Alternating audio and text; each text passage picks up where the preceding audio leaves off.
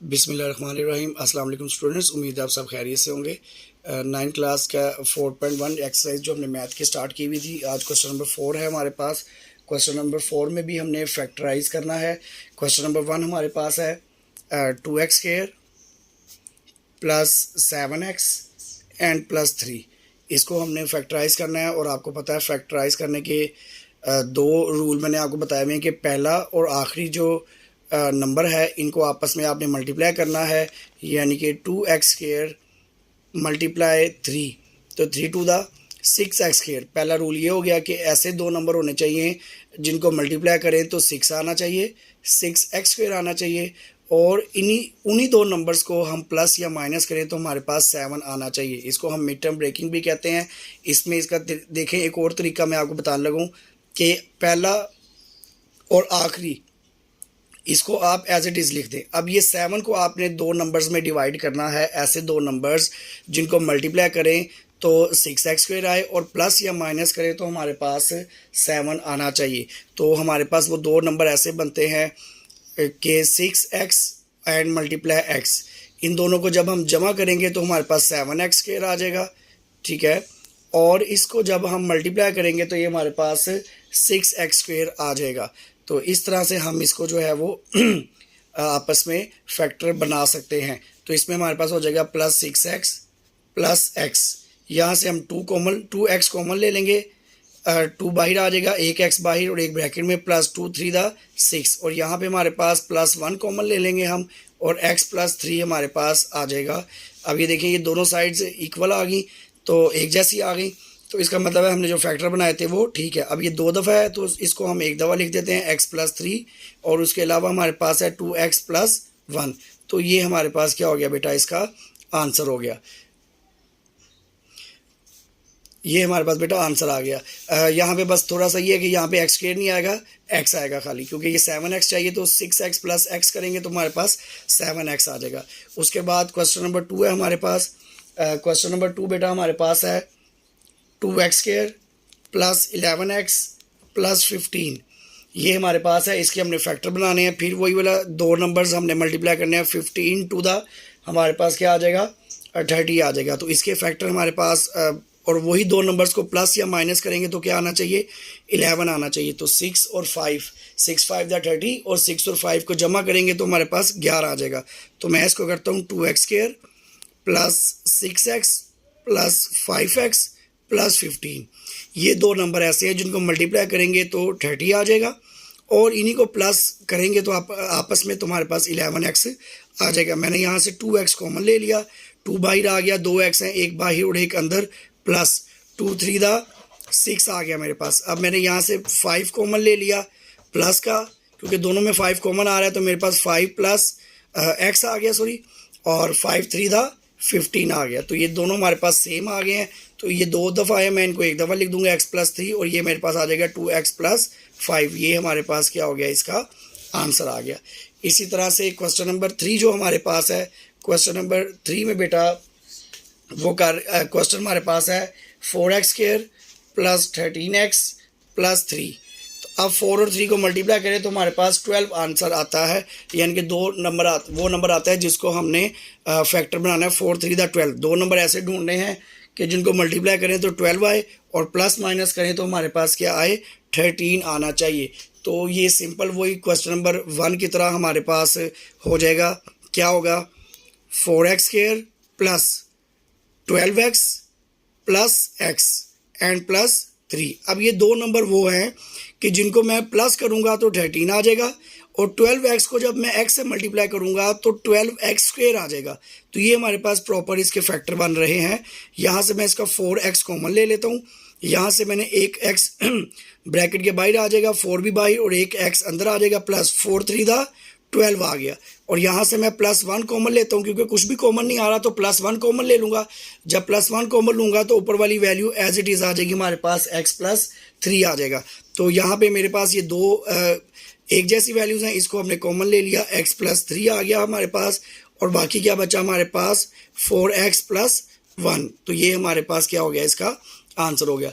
अब इसी तरह से क्वेश्चन नंबर 4 को हम देखते हैं कि क्वेश्चन नंबर 4 में उसने किया हुआ है 3x² प्लस 5x +2, तो 3 2 6 आ जाएगा हमारे पास। और दो नंबर ऐसे जिनको मल्टीप्लाई करें तो 6 आ जाए और प्लस माइनस करें तो हमारे पास 5 आ जाए। तो देखें यही दो फैक्टर बन जाएंगे इसके, 3 2 6। तो इट्स मीन मैं इसको करता हूँ 3x² + 3x + 2x + 2।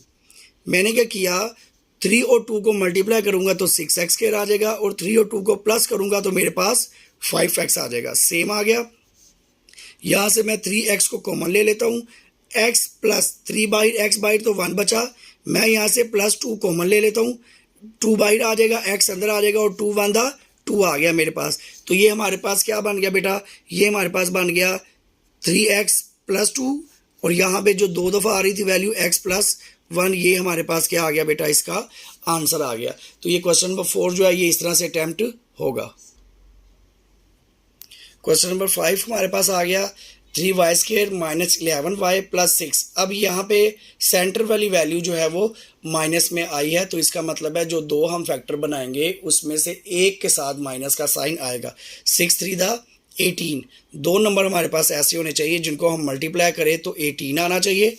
18 y का स्क्वायर, उन्हें अब x की जगह पे y लेना स्टार्ट कर दिया है, ये आना चाहिए। और उन्हीं दो नंबर्स को हम आपस में प्लस या माइनस करें तो हमारे पास माइनस का 11y आना चाहिए। तो ये हमारे पास अब क्वेश्चन है। अब देखें हम दो नंबर ऐसे ढूंढेंगे जिनको हम मल्टीप्लाई करें। तो अगर हम देखें तो 2 9 18 होता है हमारे पास, 18x² आ गया, 18y² आ गया सॉरी। और इन्हीं दो नंबर्स को अगर मैं प्लस माइनस करेंगे तो हमारे पास 11 आना चाहिए। तो अगर मैं दोनों के साथ माइनस का साइन लगा दूं, देखें जी मैं करने लगा हूँ ये क्वेश्चन, 3y² - 9y - 2y + 6 कैसे होगा जी, दोनों माइनस के हैं, दोनों माइनस माइनस प्लस हो जाएंगे लेकिन साइन किसका आएगा, माइनस का आएगा, -11y। और दोनों को जब मैं मल्टीप्लाई करूंगा तो मेरे पास +18 आएगा, 9 2 18, माइनस माइनस को कैंसिल कर देगा। तो यहाँ पे मैं इनसे 3y कॉमन लेता हूँ, 3 भी बाहर आ गया, 1y बाहर और 1 अंदर, -3 3 9 आ गया। यहाँ से मैं -2 कॉमन अगर लेता हूँ तो क्योंकि 6 है और 2 है तो 2 कॉमन आ रहा है, ये माइनस इस माइनस को प्लस कर देगा, यहाँ पे y आ जाएगा प्लस का और ये माइनस इस प्लस को माइनस कर देगा। 2 3 6 आ गया हमारे पास। तो देखें ये दोनों जब सेम आ जाए, मैंने आपको बताया था, तो इसका मतलब है हमने जो परफेक्टर बनाए थे वो बिल्कुल ठीक है। तो ये 2 दफ़ा लिखा हुआ है, मैं इसको 1 दफ़ा लिख दूंगा, y - 3 और बाकी हमारे पास क्या आ गया, 3y - 2 आ गया और ये हमारे पास क्या आ गया, इसका आंसर आ गया। ठीक है जी। अब हम क्वेश्चन नंबर 6 को देख लेते हैं। क्वेश्चन नंबर 6 में हमारे पास वैल्यूज़ आती हैं 2y² - 5y + 2।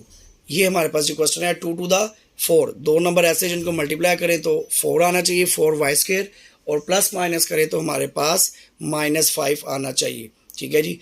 तो 2 2 4 में हमारे पास कोई ऐसा नंबर नहीं है कि जिसको हम मल्टीप्लाई करें तो 4 आए और प्लस माइनस करें तो 5 आना चाहिए। तो इसका मतलब है मैं इस तरह से फैक्टर इसके बनाता हूँ कि 2 2 4 आ रहा है और इसका मतलब है कि 2y² - 4y आ जाएगा हमारे पास, 4y एंड -y + 2 आ जाएगा। किस तरह से जी, जब मैं इन दोनों को मल्टीप्लाई करूंगा तो 4y² आ जाएगा और दोनों को माइनस माइनस है, दोनों को माइनस करूंगा तो यहाँ पे माइनस का 5y आ जाएगा। मैं यहाँ से 2y कॉमन ले लेता हूँ, 2 बाहर आ गया, y अंदर, -2 2 4 आ गया, -1 कॉमन लिया मैंने यहाँ से क्योंकि दोनों में से कोई भी चीज़ कॉमन नहीं आ रही। तो ये माइनस इन दोनों के साइंस को क्या कर देगा, चेंज कर देगा जी। ये हमारे पास देख लें ये दोनों साइड्स सेम आ गई, इसका मतलब 2y - 1 आ गया हमारे पास और y - 2 आ गया। ये हमारे पास क्या आ गया, इसका आंसर आ गया। इसको पहले लिख लें, इसको बाद में लिख लें, इससे कोई फ़र्क क्वेश्चन पे नहीं पड़ता है। आज क्वेश्चन नंबर आगे हमारे पास 7 है। क्वेश्चन नंबर 7 में हमारे पास है 4z² - 11z + 6। तो ये हमारे पास किस तरह से होगा, 6 4 24। 24 में हमारे पास क्या होगा जी, दो नंबर ऐसे जिनको मल्टीप्लाई करें तो 24 आए, 6 4 24 और प्लस माइनस करें तो हमारे पास 11 आना चाहिए। तो 6 4 24, 12 2 24 होता है। ठीक है जी।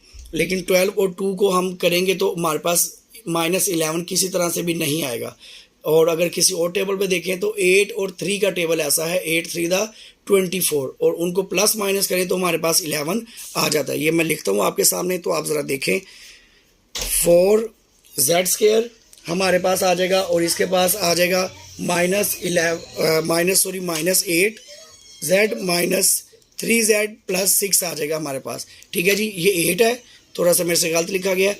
अब यहाँ से मैं 4 कॉमन ले लेता हूँ, 4z कॉमन ले लेता हूँ। 4 भी बाहर, z 2 थे, एक बाहर एक अंदर, -4 टू द 8 आ गया। -3 मैंने कॉमन लिया यहाँ से, और यहाँ पे मेरे पास क्या बचा, ये माइनस का साइन चेंज कर देगा सारे साइंस को, इन दोनों को। तो यहाँ पे हमारे पास z -3 टू द 6 आ जाएगा। तो ये सेम आ गया हमारे पास। मेरे पास बच गया जी 4z -3 आ गया, एंड z -2, ये हमारे पास क्या आ गया, इसका आंसर आ गया क्वेश्चन नंबर 7 का। अब क्वेश्चन नंबर 8 को करते हैं जी। क्वेश्चन नंबर 8 हमारे पास है 6 + 7x एंड -3x का स्क्वायर आ जाएगा। ठीक है जी, इसको हम रीअरेंज करते हैं। रीअरेंज करने का मतलब है इसको स्टैंडर्ड फॉर्म में लेके आते हैं। स्टैंडर्ड फॉर्म क्या होती है, हमेशा आपने याद रखना है कि जिसकी पावर सबसे ज़्यादा होगी वो वैल्यू सबसे शुरू में आ जाएगी, यानी कि x²। उसके बाद हमारे पास x वाली वैल्यू आती है, और उसके बाद हमारे पास कांस्टेंट वैल्यू जिसके साथ कोई साइन नहीं होता है, x y z कोई वेरिएबल नहीं होता, वो हमारे पास जो है वो कांस्टेंट वैल्यू कहलाती है। अब हम इसको करेंगे 6 3 दा 18, दो नंबर ऐसे जिनको मल्टीप्लाई करें तो 18 आए। तो अभी हमने ऊपर भी एक क्वेश्चन ऐसा किया था, क्वेश्चन नंबर 5 था आई थिंक सो, कि 9 टू द 18, और उसी को अगर हम प्लस माइनस करेंगे तो हमारे पास 7 आ सकता है। वो किस तरह से आएगा ज़रा देखें। मैं करता हूँ -3x, ये एज इट इज़ आ जाएगा। इसके बाद आएगा जी हमारे पास +9x -2x + 6, एक माइनस है और एक प्लस है, वो इस वजह से कि 9 टू द 18 माइनस का 18x² आ जाएगा। जब मैं 9 में से 2 को माइनस करूंगा तो मेरे पास 7x बच जाएगा, जो हमें रिक्वायर्ड है। दोनों हमारी जो रूल है उसको फुलफिल कर रहा है। मैं यहाँ से जी -3x कॉमन ले लेता हूँ। -3x कॉमन लेने से हमारे पास क्या बच जाएगा, यहाँ से 3 आ गया, x भी आ गया, एक x आ जाएगा, ये माइनस इसको माइनस कर देगा, 3 3 दा 9। यहाँ से मैं -2 कॉमन ले लेता हूँ, तो 2 बाहर आ गया, x आ जाएगा, और ये माइनस इस प्लस को -2 3 दा 6, ये मेरे पास सेम आ गया। इसका मतलब है कि -3x -2 आ गया मेरे पास, और x -3 आ गया हमारे पास। इसको हम ये इस तरह से लिख सकते हैं।